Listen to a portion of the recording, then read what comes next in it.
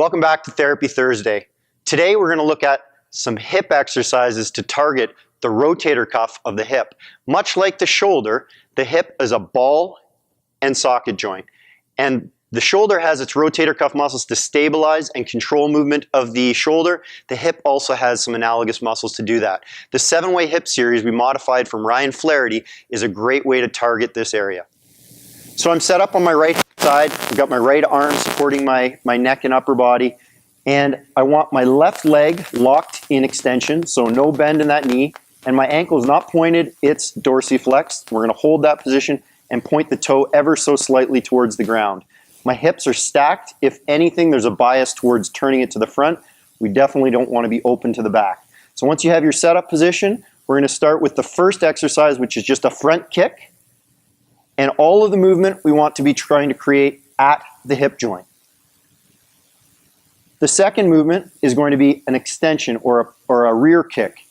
The key with this rear kick is no knee bend and no bend in the back. Trying to isolate as little movement from anywhere other than the hip. Third movement, out to the side.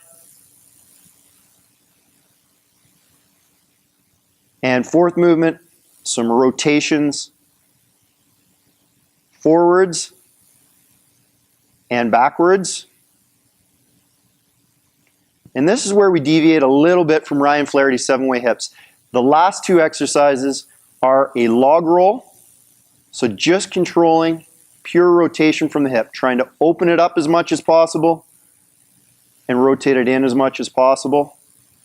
And then the last one, big arcing rainbow arcs. So as high as you can, as far forward as you can, and a light touch on the ground. So this series can be used in 3 different ways. 1 is a warm-up, 2 integrated into your strength conditioning plan, and 3 as a burnout at the end. As a warm-up, a couple reps in each direction would be sufficient. Built into your program, 8 to 10 reps, done continuously, so you do 8 to 10 reps forward, backwards, continuous all the way through. And as a burnout, 15 to 20 reps, each direction continuous. See how your hip feels doing that? Stick with us next week. We'll see you on Therapy Thursday.